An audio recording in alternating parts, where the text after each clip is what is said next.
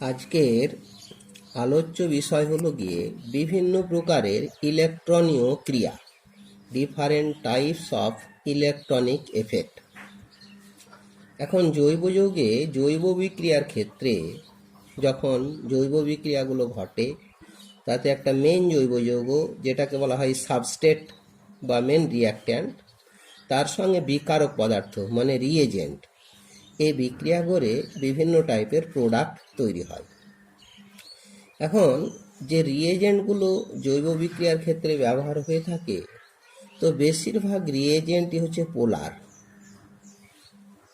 ধ্রুবীয়। তো এই polar reagent একটা পার্ট পজিটিভ পার্ট, একটা নেগেটিভ পার্ট। পজিটিভ পার্টটাকে ইলেকট্রোফাইল, নেগেটিভ পার্টটাকে নিউক্লিওফাইল বলি। তো এখন এই রিএজেন্ট যখন এই সাবস্ট্রেটের সঙ্গে মেইন জৈব যৌগের সঙ্গে বিক্রিয়া করে, তখন জৈব যৌগটি যেটা সাবস্ট্রেটটি যদি পোলার হয়ে থাকে, তাহলে সাবস্ট্রেটের পজিটিভ পোলের সঙ্গে রিএজেন্টের নেগেটিভ পোল অ্যাটাক করে, আর সাবস্ট্রেটের নেগেটিভ পার্টের সঙ্গে রিএজেন্টের পজিটিভ পার্ট পরস্পরে অ্যাটাক করে। এইভাবে বন্ধন ভাঙা করার মাধ্যমে এই প্রোডাক্ট তৈরি হয়। তো বেশিরভাগ সাবস্ট্রেট জৈব যৌগগুলো সব সমযোজী যৌগ, এদের পোলারিটি খুব কম। কিন্তু জৈব বিক্রিয়াগুলো যখন ঘটে তখন বিভিন্ন প্রকারের সেই ইলেকট্রনীয় ক্রিয়ার মাধ্যমে এই সাবস্ট্রেটগুলো পোলারিটি লাভ করে।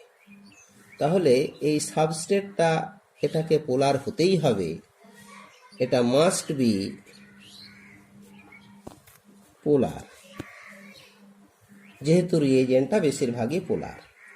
তো এই সাবস্ট্রেটগুলো তাহলে যে পোলারিটি লাভ করে কতগুলো ইলেকট্রনীয় এফেক্টের প্রভাবে, ইলেকট্রনীয় ক্রিয়ার প্রভাবে। সেই ইলেকট্রনীয় ক্রিয়াগুলো হচ্ছে, একটা হলো ইন্ডাকটিভ এফেক্ট, আবেশ ক্রিয়া।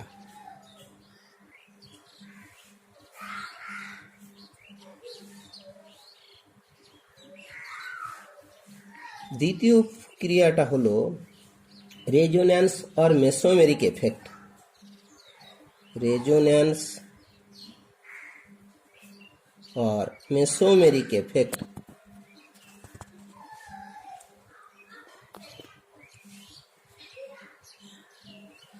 तीन नंबर इलेक्ट्रोमेरिक इफेक्ट।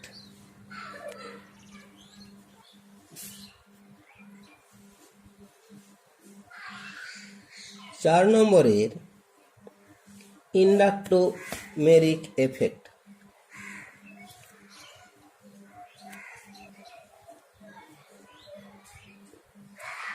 और शेषे हलो गिए हाइपार कनजुगेटिव इफेक्ट।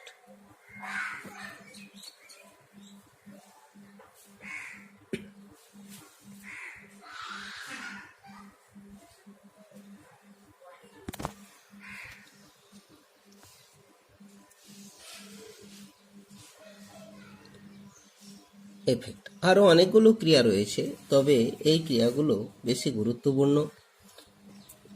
তার মধ্যে যেটা ইন্ডাকটিভ এফেক্ট এবং রেজোন্যান্স বা মেসোমেরিক এফেক্ট, এই দুটো এফেক্ট এরা হলো পার্মানেন্ট এফেক্ট, স্থায়ী ক্রিয়া।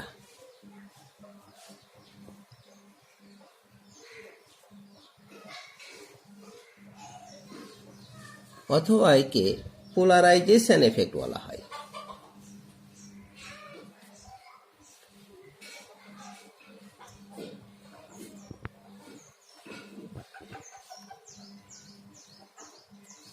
আর যেটা ইলেকট্রোমেরিক এফেক্ট এবং ইন্ডাক্টোমেরিক এফেক্ট, এই দুটো ক্রিয়া এরা হলো টেম্পোরারি, ক্ষণস্থায়ী ক্রিয়া।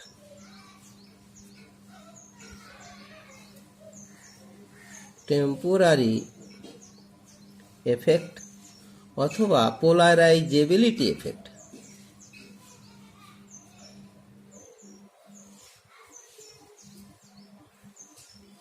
পোলারাইজেবিলিটি এফেক্ট এখানে এটা পোলারাইজেবিলিটি এফেক্ট বলা হয় এই কারণেই, এই এফেক্টের ফলে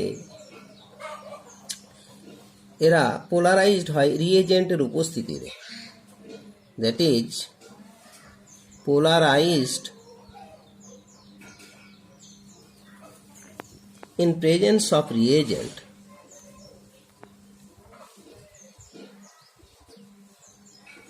রিয়েজেন্টের উপস্থিতিতে এদের পোলারাইজেশনটা ঘটে, সেই হিসেবে ওদেরকে পোলারাইজেবিলিটি এফেক্ট বলা হয়। তার মধ্যে ইলেকট্রোমেরিক এফেক্টের ক্ষেত্রে এক্ষেত্রে সিগমা ইলেকট্রনের সরণ ঘটে, আর ইলেকট্রোমেরিক এফেক্ট পাই ইলেকট্রনের সরণ ঘটে। ইলেকট্রোমেরিক এফেক্টের ক্ষেত্রে ডিসপ্লেসমেন্ট অফ পাই ইলেকট্রন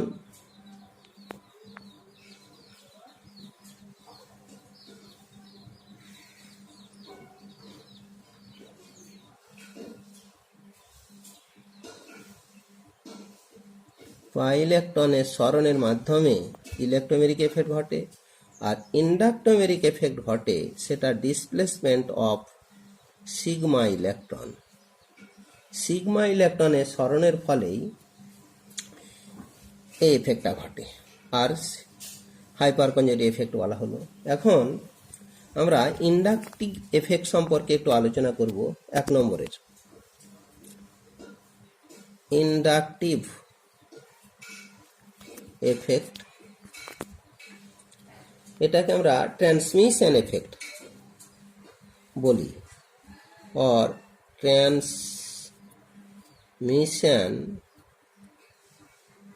এফেক্টও বলা হয়। এই এফেক্টটাকে আমরা ধনাত্মক আবেশক্রিয়া বা ঋণাত্মক আবেশক্রিয়া দুটো ভাগে ভাগ করি, অর্থাৎ প্লাস আই এফেক্ট অথবা মাইনাস আই এফেক্ট, ঋণাত্মক আবেশক্রিয়া, এই দুটো পার্টে ভাগ করা হয়। এর ডেফিনিশন হিসাবে বলা হয় the permanent displacement of covalent bonded electrons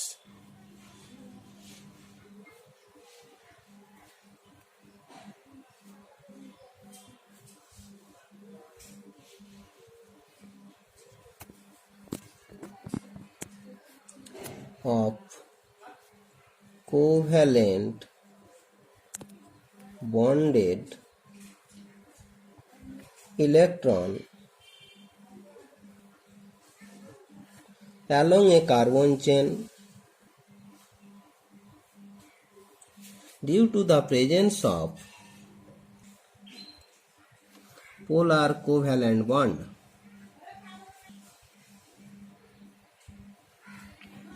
at one end of the chain, on end of the chain, অর্থাৎ একটা কার্বন শৃঙ্খলে যদি একটা প্রান্তে কোনো পোলার বন্ধন, সমযোজী বন্ধন থাকে, তো এই পোলারিটির কারণে সিগমা বন্ধনের বা সিগমা বন্ধন মধ্যস্থ ইলেকট্রন জোড়ের সিগমা বন্ধন বরাবর স্থায়ী সরণ ঘটে। এই সরণ ঘটার ফলেই একটা প্রান্তে আংশিক নেগেটিভ তড়িৎ অপর প্রান্তে আংশিক পজিটিভ তড়িৎ জমে যায়, ফলে সামগ্রিকভাবে অণুটি পোলারিটি লাভ করে, ডাইপোলার অণুতে পরিণত হয়। অর্থাৎ একটা প্রান্তে নেগেটিভ পোল আর একটি প্রান্তে পজিটিভ পোল তৈরি হওয়ার কারণেই রিয়েজেন্টগুলো যেহেতু পোলার, ফলে পোলার রিয়েজেন্ট দ্বারা সেই জাতীয় সাবস্ট্রেট সহজেই আক্রান্ত হয় সাবস্ট্রেট দ্বারা, এবং জৈব বিক্রিয়া সহজেই সংগঠিত হয়। যেমন একটা কার্বন শৃঙ্খল সি সি সি, 4টে কার্বন দিয়ে CH3 CH2 CH2 CH2, তার সঙ্গে অপর একটি মৌলের পরমাণু X যুক্ত। এখন এই X এবং এই কার্বনটা অবশ্য 1 নম্বর কার্বন, এটা 2 নম্বর 3 নম্বর 4 নম্বর। তো এই যে X মৌলটি বা মৌলের পরমাণুটি যখন এই কার্বন অনের সঙ্গে যুক্ত, এখন যদি X এর তড়িৎ ঋণাত্মকতা কার্বনের থেকে বেশি হয়, if electronegativity of X এর তড়িৎ ঋণাত্মকতা greater than electronegativity of, এই যে পুরো গ্রুপটা এটাকে অ্যালকিল গ্রুপ হিসাবে আমরা ধরে নেব। এটা হলো CH3 CH2 CH2 CH2 মানে নর্মাল বিউটাইল গ্রুপ। এটা আসলে অ্যালকিল গ্রুপ। অ্যালকিল গ্রুপ মানে আর দিয়ে রিপ্রেজেন্ট করব। তাহলে এই এর ক্ষেত্রে এখানে যে কার্বনটি যুক্ত রয়েছে সেই কার্বনের তড়িৎ ঋণাত্মকতা যদি কম হয় আর হ্যালোজেন বেশি হয়, অর্থাৎ electronegativity of x greater than electronegativity of carbon, তাহলে দেখা যাবে এক্স এর তড়িৎ ঋণাত্মকতা বেশি হওয়ার কারণে এই বন্ধন মধ্যস্থ ইলেকট্রন জোড়কে এক্স একটু বেশি করে টেনে নেবে। টেনে নেওয়ার ফলে এক্স প্রান্তে আংশিক ঋণাত্মক তড়িৎ আর কার্বন প্রান্তে আংশিক ধনাত্মক তড়িৎ লাভ করবে। এটাকে সিগমা 1 প্লাস দিয়ে রিপ্রেজেন্ট করা হলো।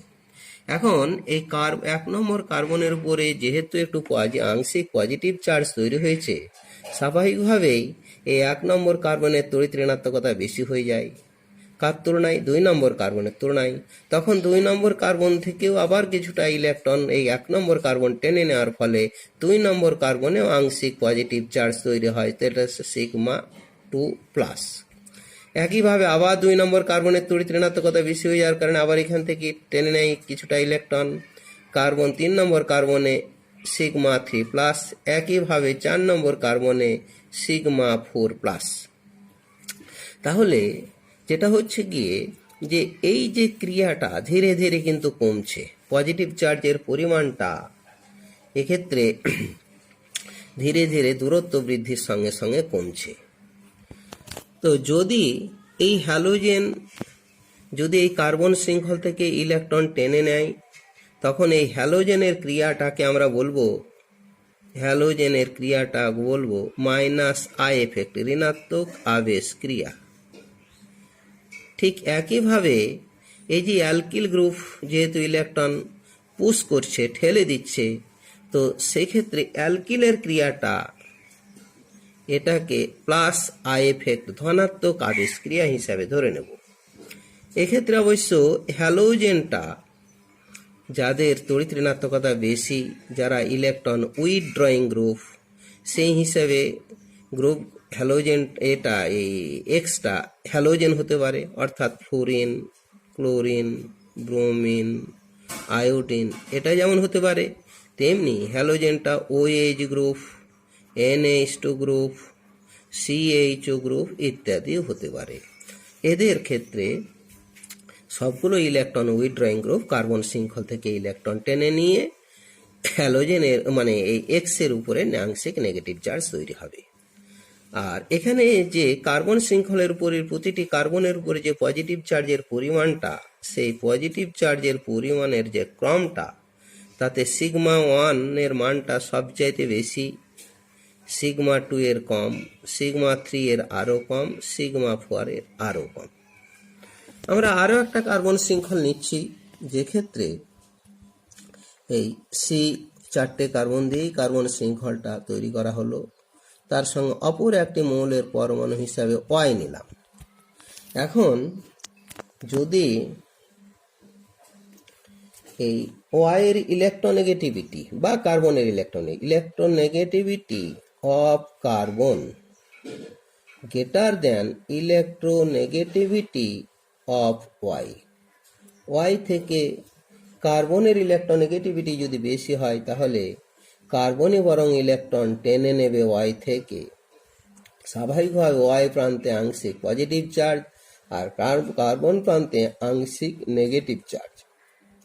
ঠিক একইভাবে 1 নম্বর কার্বন, এটা 1 নম্বর কার্বন, 2, 3, 4। 1 নম্বর কার্বনের তুলনায় 2 নম্বর কার্বনের ইলেকট্রনের এটা তুলনামূলকভাবে ঘাটতি রয়েছে, বা 1 নম্বর কার্বনের ইলেকট্রনের প্রাচুর্যতা রয়েছে। ফলে এই প্রাচুর্যতা সম্পন্ন কার্বন থেকে 2 নম্বর কার্বনটা আবার কিছুটা ইলেকট্রন টেনে নিয়ে এখানে আংশিক নেগেটিভ চার্জ হয়ে পড়বে। অবশ্য নেগেটিভ চার্জের পরিমাণটা একটু কম হবে। এক্ষেত্রে 3 নম্বর কার্বনে সেও আংশিক নেগেটিভ চার্জ আরও কম, 4 নম্বর কার্বনে আরও কম, নেগেটিভ চার্জের পরিমাণ এটা কম। তো যেহেতু ওয়াইটা ইলেকট্রন এর ঠেলে দিয়েছে, পুশ করেছে, কার্বন শৃঙ্খলকে বা অ্যালকিল গ্রুপটাকে ইলেকট্রন ডোনেট করে দিয়েছে, তাই এক্ষেত্রে ওয়াই এর যে ক্রিয়া, সেই ক্রিয়াটাকে বলা হয় প্লাস আই এফেক্ট। ধনাত্মক আবেশ ক্রিয়া, আর সেই সঙ্গে আর এর বা অ্যালকিল গ্রুপের ক্ষেত্রে আর দিয়ে রিপ্রেজেন্ট করা হচ্ছে। এই আর এর ক্রিয়াটা হলো গিয়ে ঋণাত্মক আবেশ ক্রিয়া, মাইনাস আই এফেক্ট। ও যেহেতু ইলেকট্রন টেনে নিচ্ছে, তাহলে যারা ইলেকট্রন টেনে নিচ্ছে সিগমা বন্ধন বরাবর তাদেরই ক্রিয়াটা হলো ঋণাত্মক আবেশ ক্রিয়া, আর যারা ঠেলে দিচ্ছে তাদের ক্রিয়াটা হলো গিয়ে ধনাত্মক আবেশ ক্রিয়া। এক্ষেত্রে ওই একইভাবে ওয়াই যে মৌলটি, বিশেষ করে এরা ইলেকট্রন, বিশেষ করে ইলেকট্রোপজিটিভ ক্যারেক্টার যেন থাকে, তবেই তো ইলেকট্রন ঠেলে দেবে কার্বন শৃঙ্খলকে। অর্থাৎ কার্বনের তুলনায় যাদের ইলেকট্রোনেগেটিভিটি কম, যেমন লিথিয়াম হতে পারে, কপার হতে পারে, জিঙ্ক হতে পারে, লেড, ক্যাডমিয়াম ইত্যাদি আর কি, এটসেট্রা, এই জাতীয়গুলো হতে পারে। আর সেই ধনাত্মক, ওখানে যে ঋণাত্মক চার্জগুলো আপাতত তৈরি হয়েছে, সেই ঋণাত্মক চার্জের যেটা ক্রম, এর ডেল্টা 1 মানটা, এই ডেল্টা মানে সিগমা 1, তার মান সবচেয়ে বেশি, সিগমা 2 কমবে, সিগমা 3 আরও কমবে, সিগমা 4 এর পরিমাণটা আরও কমবে। তাহলে এইভাবে কার্বন শৃঙ্খলে ইলেকট্রন পুল করতে পারবে কার্বন শৃঙ্খল, বা পুশ করতে পারবে। যদি কার্বন শৃঙ্খলটা ইলেকট্রনটা পুশ করে তাহলে তার ক্রিয়াটা প্লাস আই, আর যদি পুল করে টেনে নেয় তাহলে তার ক্রিয়াটা হলো মাইনাস আই। আমরা এই যে ইলেকট্রন সিগমা বন্ধন বরাবর স্থায়ীভাবে ইলেকট্রনের সরণ ঘটছে, স্থায়ীভাবে বলা হচ্ছে এই কারণেই, যতক্ষণ পর্যন্ত এই যৌগটি স্থায়িত্ব বজায় থাকবে, যতক্ষণ পর্যন্ত ওই যৌগের সঙ্গে এক্স যুক্ত হয়ে থাকবে ততক্ষণ তার স্থায়িত্ব বজায় থাকবে, ততক্ষণ পর্যন্ত ইলেকট্রনের এইভাবে সিগমা বন্ধন বরাবর সরণটা ঘটবে, আর সরণ ঘটানোর মাধ্যমেই এই পোলারিটি লাভ করবে। সেই হিসাবে একে মানে স্থায়ী ক্রিয়া বলা হয়, পার্মানেন্ট এফেক্ট বলা হয়, এবং পার্মানেন্টভাবে পোলারিটি লাভ করে। এই বিভিন্ন গ্রুপের এই যে ইলেকট্রন টানা, গ্রহণ করা, বর্জন করার এর পরিমাণটা মূলত আমরা নির্ভর করবে, সেটাকে একটা স্কেল দিয়ে যদি পরিমাপ করি তাহলে সেই স্কেলটা তৈরি হয়েছে মূলত একটা বিশেষ টাইপের হাইড্রোকার্বনকে কেন্দ্র করে। যদি আমি হাইড্রোকার্বনটাকে এইরকম নিয়ে থাকি, আর সি আর আর এইচ, অথবা আরগুলোকে যদি মিথাইল দেওয়া হয় তাহলে CH3 C, CH3 CH3 H, অর্থাৎ আইসোবিউটেন নিলাম। এখন এই আইসোবিউটেনের ক্ষেত্রে যে আইসোবিউটেন, যেটা আপাতত আইসোবিউটেনের ক্ষেত্রে এই গ্রুপটা হলো টারসিয়ারি বিউটাইল গ্রুপ। এই টারসিয়ারি বিউটাইল গ্রুপের থেকে যদি এই হাইড্রোজেনটার অপসারণ ঘটে, অর্থাৎ একটা হাইড্রোজেন বেরোলো, টারসিয়ারি হাইড্রোজেনটা, তার পরিবর্তে একটা মৌল পরমাণু, অর্থাৎ এক্স মৌলের পরমাণু এতে ঢুকলো, তা থেকে তৈরি হলো CH3C, CH3CH3X। একইভাবে আর একটা যৌগ, যেক্ষেত্রে টারসিয়ারি হাইড্রোজেনটার অপসারণ হলো, তার পরিবর্তে ওয়াই মৌলের পরমাণুর একটা সংযোজন ঘটলো, তা থেকে প্রাপ্ত প্রোডাক্ট CH3C, CH3CH3Y, এই যৌগটা তৈরি হলো। এখন হাইড্রোজেন থাকাকালীন এই যে টারসিয়ারি বিউটাইল গ্রুপের যে ইলেকট্রন ডেনসিটি যা ছিল, এই এক্স মৌলটি এতে যুক্ত হওয়ার ফলে যদি এর ইলেকট্রন ডেনসিটি ইনক্রিজ করে, অর্থাৎ এখানে যে অংশটি টারসিয়ারি বিউটাইল গ্রুপের, যদি এই গ্রুপ থেকে এই গ্রুপের ইলেকট্রন ডেনসিটি যদি বাড়ে, ইনক্রিজ করে, ইফ ইলেকট্রন ডেনসিটি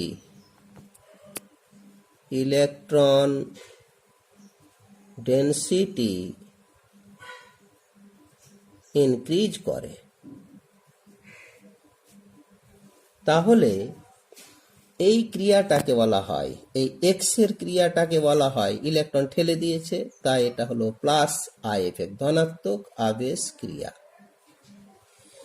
এবারে যত বেশি পরিমাণে এটার ইলেকট্রন ডেনসিটি বাড়বে, এক্স এর ধনাত্মক আবেশ ক্রিয়ার পরিমাণ তত বেশি হবে। সুতরাং এখানে এই যে টারসিয়ারি বিউটাইল গ্রুপের ইলেকট্রন ঘনত্বের উপর ভিত্তি করে এই এক্স এর যে ধনাত্মক আবেশ ক্রিয়া রয়েছে, এই এক্স মৌলটাকে যদি আমরা বিভিন্ন মৌলের পরমাণু হয়ে থাকে বা গ্রুপ হয়ে থাকে, তাহলে তাদের যে ইলেকট্রন ঠেলে দেওয়ার ক্ষমতা, সেই ক্ষমতা যেটাকে আমরা প্লাস আই এফেক্ট বলি, তাদের ক্রম বার করতে পারবো। ঠিক একইভাবে এই যে আরো একটা যৌগ তৈরি হয়েছে, যদি এই হাইড্রোজেন থাকাকালীন এই টারসিয়ারি বিউটাইল গ্রুপের যে ইলেকট্রন ঘনত্ব, তা থেকে যখন ওয়াই মৌলটি যুক্ত হলো, নিয়ে টারসিয়ারি বিউটাইল ইলেকট্রন ঘনত্বটা যদি এবার ডিক্রিজ করে, অর্থাৎ এই গ্রুপটার ইলেকট্রন ডেনসিটি যদি ডিক্রিজ করে, ইফ ইলেকট্রন ডেনসিটি ডিক্রিজ যদি করে, তখন আমরা এই ওয়াই এর ক্রিয়াটাকে ঋণাত্মক আবেশ ক্রিয়া বলবো। কেননা ওয়াই তো ইলেকট্রন এই গ্রুপ থেকে ইলেকট্রন টেনে নিয়েছে, নিয়ে এর ইলেকট্রন ঘনত্ব কমে গেল, তখন সেটা হলো গিয়ে এই ঋণাত্মক আবেশ ক্রিয়া।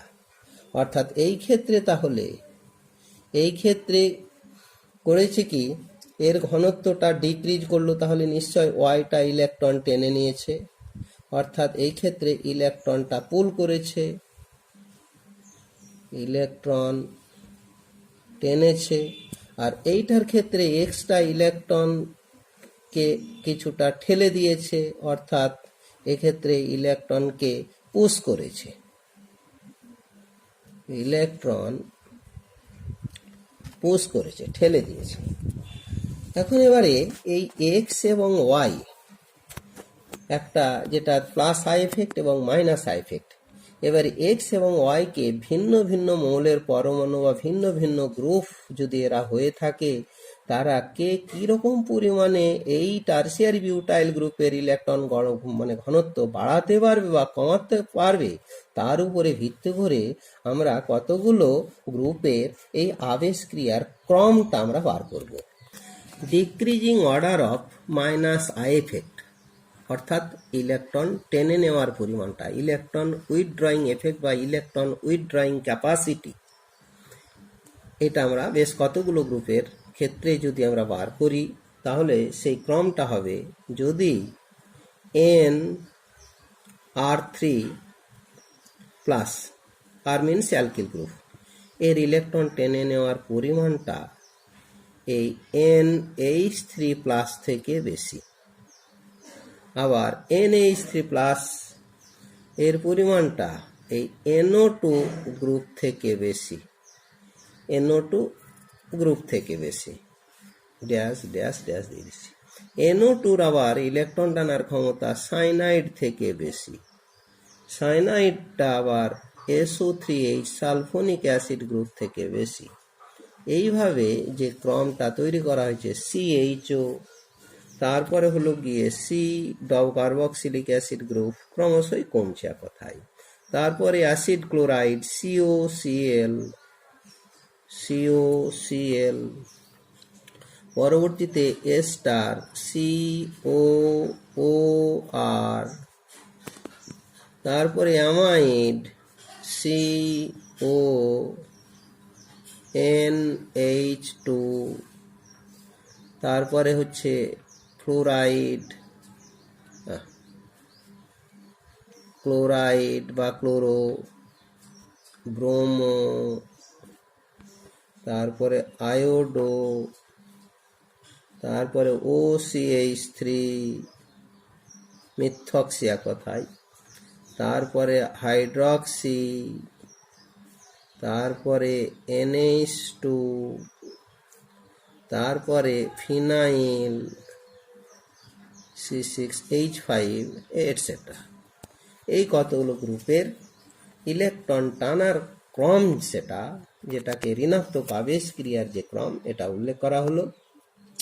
তার মধ্যে খুব বেশি অ্যাপ্লিকেবল হয়ে থাকে এই NO2CnSO3H আর সেই সঙ্গে COOH, তারপরে এগুলো আরও বেশি গুরুত্বপূর্ণ, ফ্লোরো ক্লোরো ব্রোমো আয়োডো আর এগুলো দরকার। আচ্ছা, মূলত এগুলোর ক্ষেত্রে এই যে COCl COR অর্থাৎ acid chloride ester acid amide খুব একটা অ্যাপ্লিকেবল নয়, কিন্তু ক্রম আকারে এটা দেওয়া হলো, যদি প্রয়োজন হয় তাই দেওয়া হলো। এরপরে আবার কতগুলো গ্রুপের ক্ষেত্রে যারা ইলেকট্রন ঠেলে দেবে, ডোনেট করবে, এক কথায় যাদের মধ্যে ধনাত্মক আবেশক্রিয়া রয়েছে, তাদের কিছু ক্রম দেওয়া হলো। Decreasing order of plus I effect, ধনাত্মক আবেশক্রিয়া। ইলেকট্রন ডোনেটিং এফেক্ট, এক কথায় ইলেকট্রন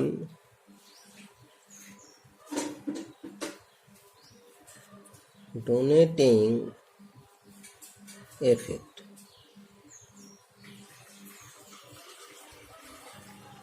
বেশ কতগুলো গ্রুপ এখানে উল্লেখ করা হচ্ছে। যদি O minus oxide, O single minus এইরকম গ্রুপ যদি থাকে, সেটা ডোনেটিং পাওয়ারটা এই COO মাইনাস থেকে বেশি। আবার COO মাইনাস থেকে যদি টারসিয়ারি বিউটাইল গ্রুপ হয়ে থাকে, CH3 CH3 তারপরে হলো গিয়ে আইসোপ্রোপাইল CH3CH3H, তারপরে হচ্ছে গিয়ে ইথাইল CH3CH2, আর তারপরে হচ্ছে গিয়ে মিথাইল।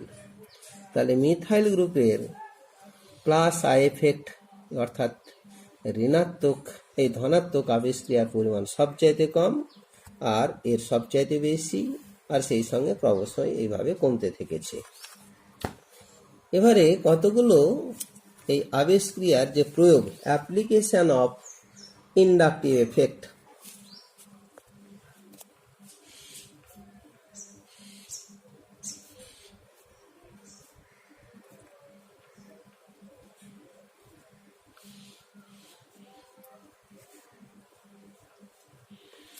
আই এফেক্ট অর্থাৎ এফেক্ট অফ আই এফেক্ট মানে ইন্ডাকটিভ এফেক্টের ক্রিয়া, একে এভাবেও effect of I effect, inductive এফেক্টের ক্রিয়া। এগুলো এই ক্রিয়ার দ্বারা বেশ কিছু কিছু ঘটনা ব্যাখ্যা করা যায়। সেই ঘটনাগুলো হলো, কতগুলো ঘটনা উল্লেখ করছি। ইট explain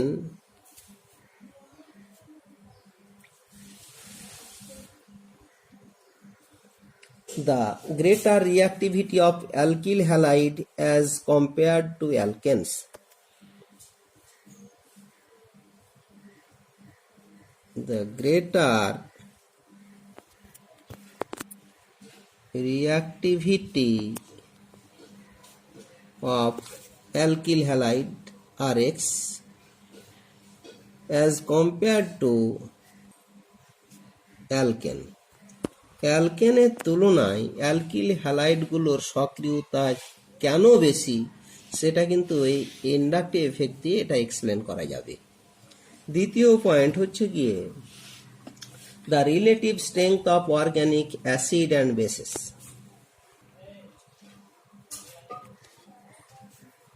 organic acid and bases, যে সমস্ত জৈব অ্যাসিড বা ক্ষারকগুলো রয়েছে, সেই জৈব অ্যাসিডের অম্লত্ব এবং ক্ষারগুলোর ক্ষারকত্বটা মূলত এই এফেক্ট দিয়ে ব্যাখ্যা করা যায়। 3 নম্বর হচ্ছে the relative stability order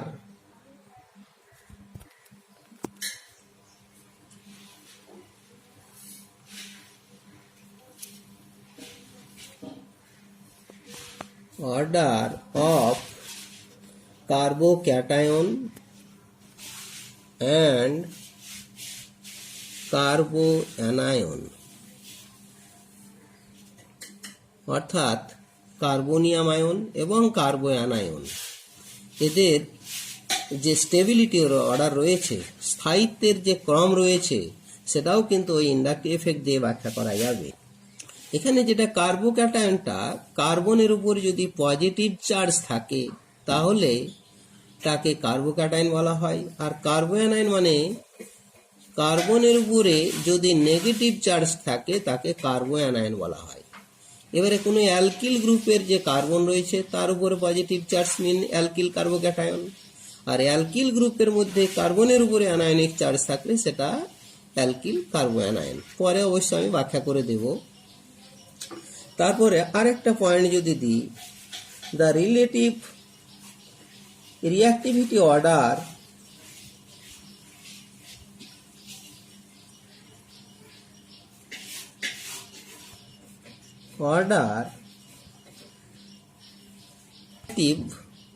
reactivity of carbonyl compound.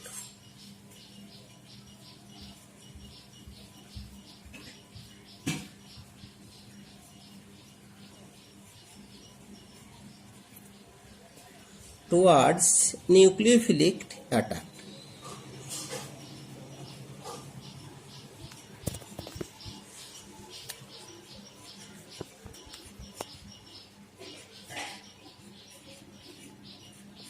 অর্থাৎ কার্বনিল কম্পাউন্ডগুলোর সঙ্গে যে নিউক্লিওফিলিক অ্যাডিশন রিয়াকশানগুলো ঘটে, তো কোন কোন কার্বনিল কম্পাউন্ড নিউক্লিওফাইলের সঙ্গে খুব দ্রুত গতিতে আক্রান্ত হবে, কোনগুলো মন্থর গতিতে আক্রান্ত হবে, তাদের যে রিলেটিভ রিঅ্যাক্টিভিটি কার্বনিল কম্পাউন্ডের, সেটা খুব সহজেই ব্যাখ্যা করা যাবে ওই ইন্ডাকটিভ এফেক্টের মাধ্যমে।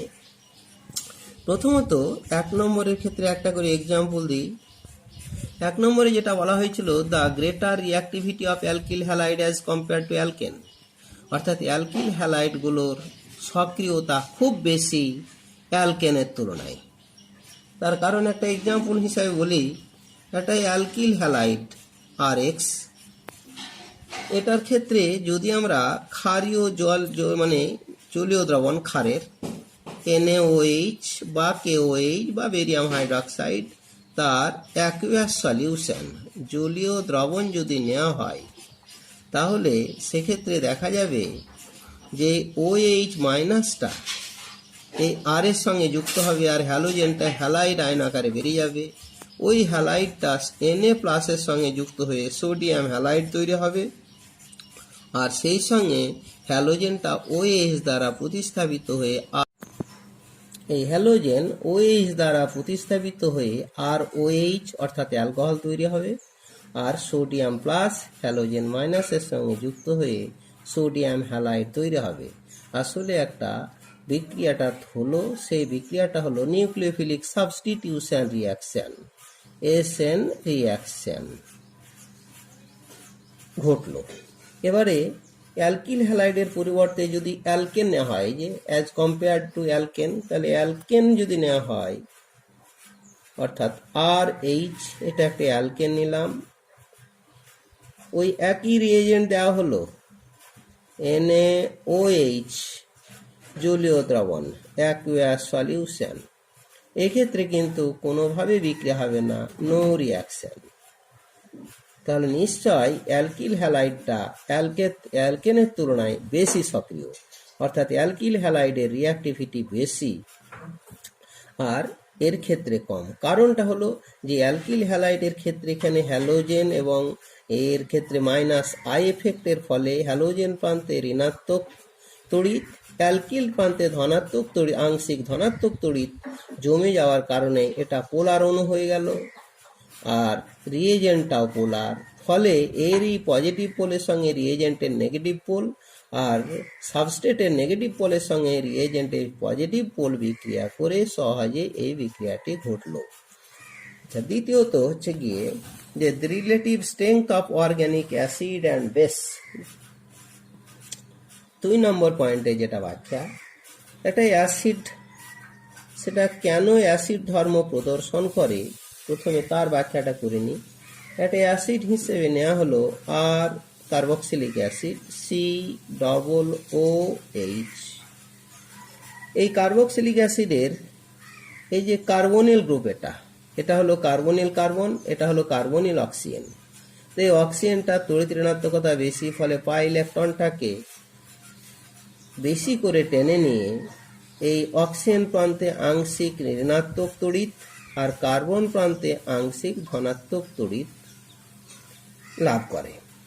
কার্বনটি যেহেতু আংশিক পজিটিভ চার্জগ্রস্ত হয়ে পড়ে, ফলে স্বাভাবিকভাবে ওই কার্বনটা এই কার্বন অক্সিজেন বন্ধন থেকে ইলেকট্রন জোড়টা আবার আংশিকভাবে টেনে নেয়। একইভাবে অক্সিজেনটা আবার পজিটিভ চার্জগ্রস্ত হয়ে পড়ে, ফলে ওই আংশিক পজিটিভ চার্জগ্রস্ত অক্সিজেন OH বন্ধন থেকে ইলেকট্রনটা টেনে নেয়, আংশিকভাবে টেনে নেওয়ার ফলে এটা যদি বিয়োজিত হয়ে পড়ে যায়, তাহলে সেক্ষেত্রে তৈরি হলো RCOO- R H+।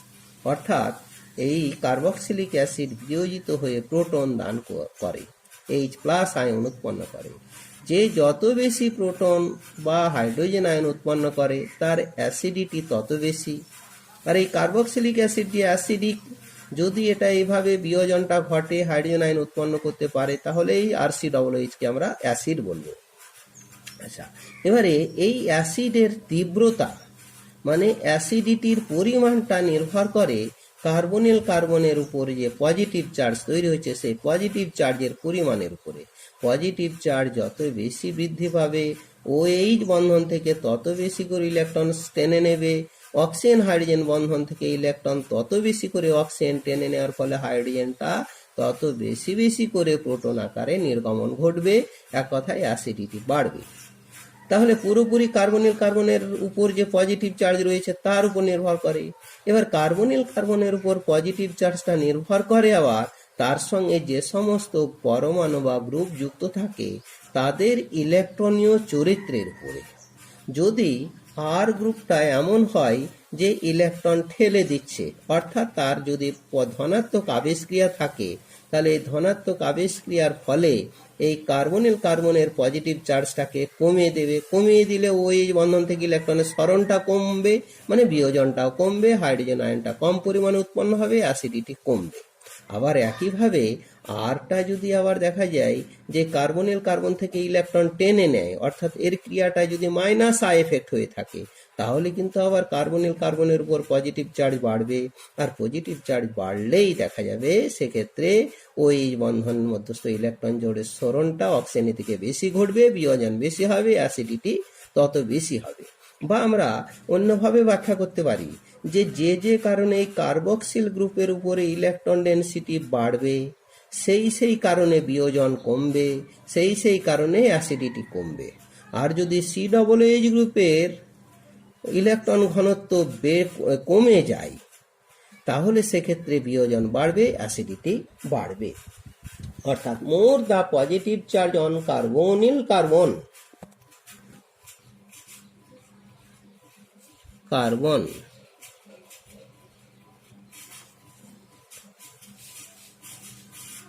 more will be the acid strength.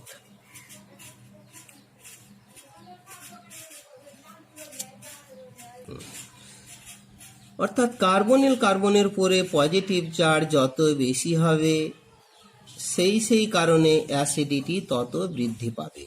More the positive charge on carbonyl carbon more will be the acid strength, অ্যাসিডের তীব্রতা তত বৃদ্ধি পাবে। এবারে আমি কতগুলো অ্যাসিড লিখছি, তাদের যে অ্যাসিডিটির ক্রম অর্থাৎ অর্ডার কিছু উল্লেখ করছি।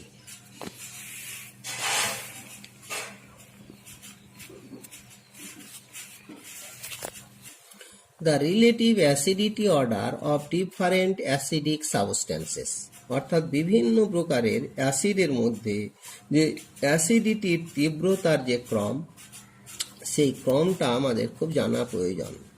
প্রথমেই আমি কতগুলো অ্যাসিড হিসেবে লিখছি। প্রথমটাই দেওয়া হলো formic acid CH3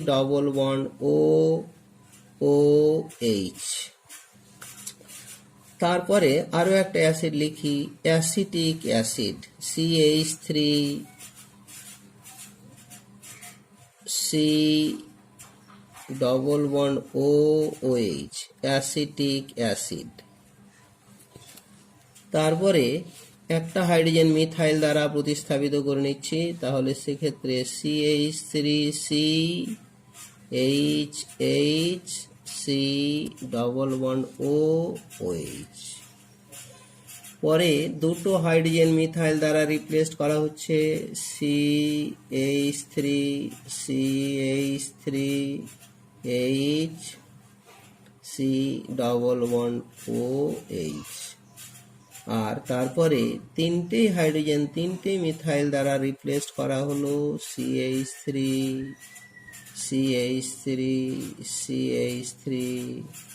C double bond OH। এটা নিলাম ফর্মিক অ্যাসিড, এ হলো অ্যাসিটিক অ্যাসিড, এটা হলো মিথাইল অ্যাসিটিক অ্যাসিড, আর তা না হলে প্রোপিওনিক অ্যাসিড। এ হলো ডাইমিথাইল অ্যাসিটিক অ্যাসিড, আর এটা হলো গিয়ে ট্রাইমিথাইল অ্যাসিটিক অ্যাসিড। এবারে আগেই বলা হয়েছিল যে COOH গ্রুপ যত ইলেকট্রন সমৃদ্ধ হবে, ইলেকট্রনের প্রাচুর্যতা যত বাড়বে, অ্যাসিডিটি তত কমবে, বা কার্বনিল কার্বনের উপরে পজিটিভ চার্জ যত বৃদ্ধি পাবে, অ্যাসিডিটি তত বাড়বে, পজিটিভ চার্জ যত হ্রাস পাবে, অ্যাসিডিটি তত কমবে। এখন ফর্মিক অ্যাসিডের ক্ষেত্রে যে হাইড্রোজেন রয়েছে, সে হাইড্রোজেনের যেটা আবেশ ক্রিয়া, সেটাকে যদি আয়ন ধরি তাহলে আয়নের মানটা কিন্তু 0। এখানে মিথাইল গ্রুপের যে আবেশ ক্রিয়া, এটাকে I2 ধরা হলো, এর ক্ষেত্রে কিন্তু 0 নয়, এ কিন্তু ইলেকট্রন ঠেলে দিচ্ছে। কার্বনিল কার্বনের উপরে পজিটিভ চার্জ হ্রাস পেল, মানে অ্যাসিডিটি কমলো।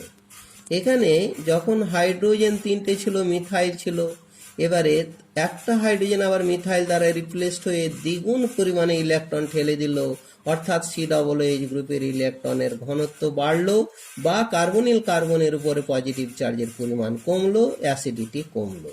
তাহলে এই দুটোর ক্ষেত্রে এর অ্যাসিডিটি বেশি। তারপরে হলো গিয়ে এর অ্যাসিডিটি এর তুলনায় বেশি। এখানে মিথাইল আবার দুটো ইলেকট্রন ঠেলে দিচ্ছে, ফলে এখানে 3 গুণ পরিমাণে ইলেকট্রন ঠেলে দেওয়ার কারণেই এই কার্বনিল কার্বনের উপর পজিটিভ চার্জ আরো হ্রাস পেল, সুতরাং এর অ্যাসিডিটি আরো কমলো। কার তুলনায়? এটার তুলনায়। এটার ক্ষেত্রে 3টে মিথাইল গ্রুপ, সুতরাং 3 গুণ পরিমাণে ইলেকট্রন এখানে ঠেলে দেওয়ার ফলে এটার ক্ষেত্রে কার্বক্সিল গ্রুপটা সবচাইতে বেশি ইলেকট্রন সমৃদ্ধ হচ্ছে, তথা কার্বনিল কার্বনের উপর পজিটিভ চার্জ একদমই হ্রাস পেয়ে যাচ্ছে। তাই OH বন্ধনের সরণটা অক্সিজেনের দিকে ঘুরছে না, বিয়োজনটা খুব নগণ্য মাত্রায় ঘটে। এক কথায় এর অ্যাসিডিটি সবচাইতে কম হয়ে গেল। তাহলে সবকিছুই নির্ভর করে এই অ্যালকিল গ্রুপগুলোর আবেশ ক্রিয়ার উপর। পজিটিভ যে ধনাত্মক আবেশ ক্রিয়ার কারণেই এইভাবে অ্যাসিডিটির হ্রাস পাচ্ছে। এক্ষেত্রে এই মিথাইল গ্রুপের প্লাস I2, এটার ক্ষেত্রে প্লাস I3, আর এটার ক্ষেত্রে প্লাস I4, আর এটার ক্ষেত্রে প্লাস I5। যেহেতু I5 এর পরিমাণটা বেশি, I5 এর পরিমাণটা সবচাইতে বেশি I4 এর তুলনায়, তারপরে I3, তারপরে I2, আর সবশেষে আয়ন। তাহলে এখানে আয়ন, এখানে যেহেতু আয়নের পরিমাণটা একদমই নগণ্য, ফলে কার্বনিল কার্বনের উপরে পজিটিভ চার্জ কমাতে পারেনি, বরং এই কার্বনিল কার্বনের পজিটিভ চার্জ সবচাইতে বেশি, বা COOH গ্রুপের ইলেকট্রনের প্রাচুর্যতা সবচাইতে কম, আর এক্ষেত্রে ইলেকট্রনের প্রাচুর্যতা সবচাইতে বেশি। সেই হিসাবে অ্যাসিডের তীব্রতার ক্রম এইভাবে হয়ে যাবে। আরও একটা আমরা নিচ্ছি, আর এক শ্রেণীর কার্বক্সিলিক অ্যাসিড নিচ্ছি। যদি অ্যাসিটিক অ্যাসিডের একটি হাইড্রোজেনকে ফ্লুরিন দ্বারা প্রতিস্থাপিত করি, নিয়ে তৈরি হলো ফ্লুরো অ্যাসিটিক অ্যাসিড, CH2COOH। ফ্লুরিনের পরিবর্তে এবার দিয়ে দিলাম chlorine, chloro acetic acid, CH2 C double bond OH, তারপরে ব্রোমো অ্যাসিটিক অ্যাসিড,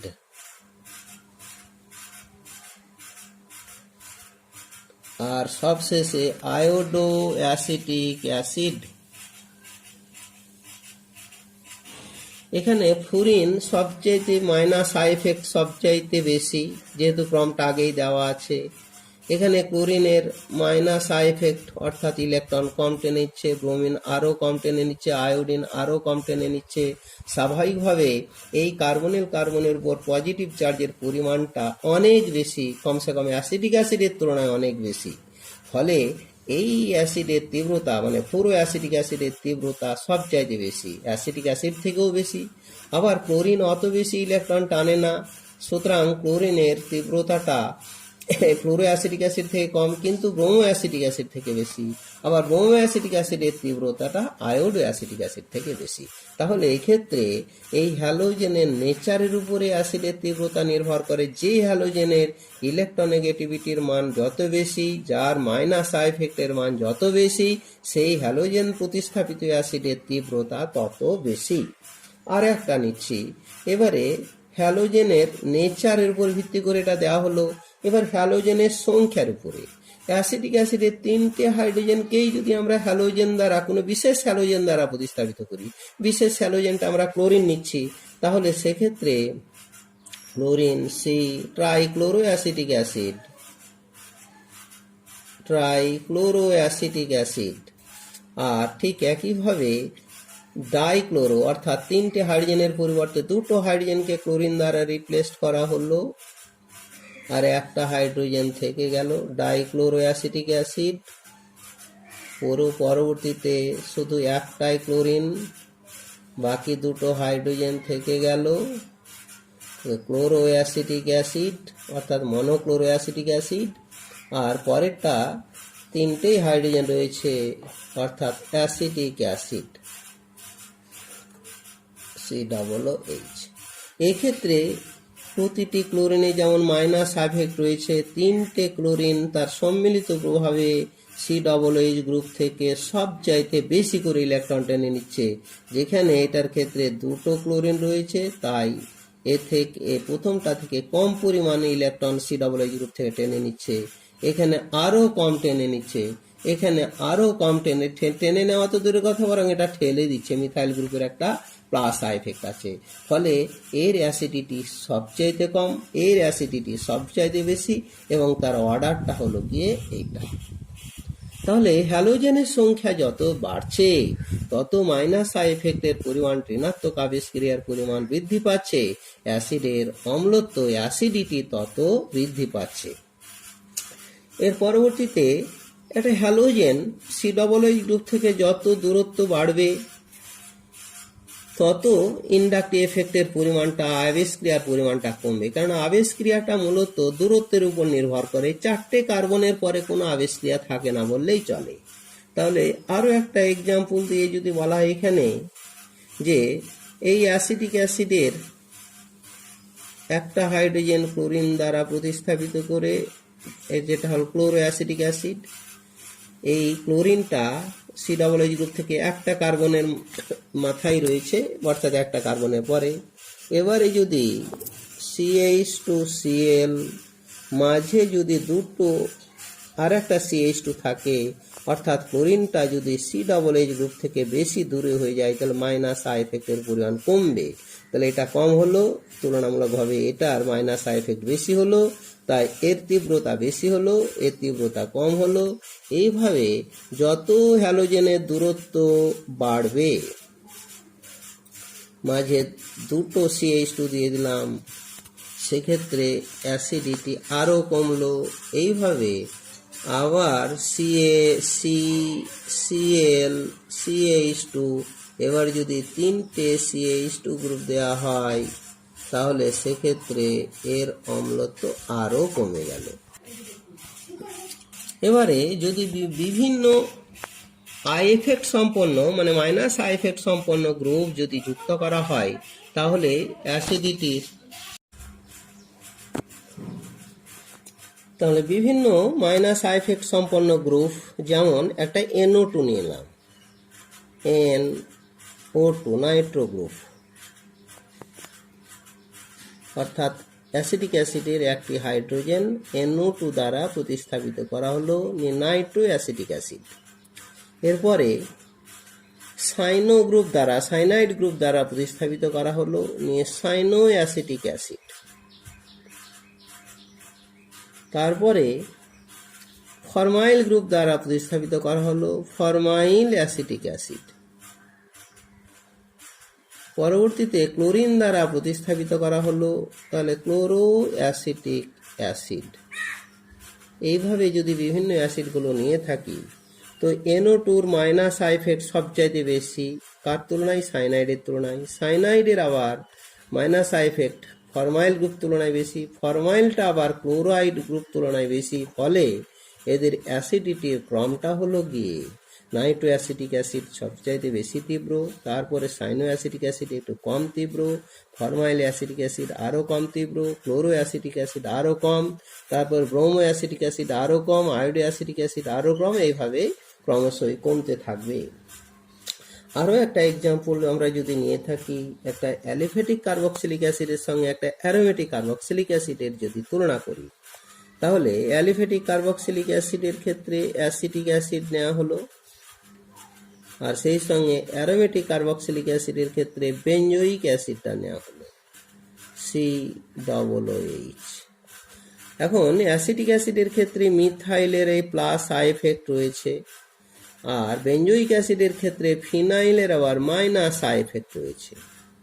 স্বাভাবিকভাবেই অ্যাসিটিক অ্যাসিডের ক্ষেত্রে COOH গ্রুপের ইলেকট্রনের প্রাচুর্যতা বাড়ছে, তাই এর অ্যাসিডিটি কম, আর ফিনাইল গ্রুপ মাইনাস আই এফেক্টের ফলে COOH গ্রুপ থেকে ইলেকট্রন টেনে নিয়েছে, অর্থাৎ COOH গ্রুপের ইলেকট্রনের ঘাটতি হয়েছে, তাই এর বিয়োজনটা বেশি। অ্যাসিড হিসাবে তাহলে বেঞ্জোইক অ্যাসিডটা তীব্র অ্যাসিড। আজকে এখানেই শেষ করা হলো।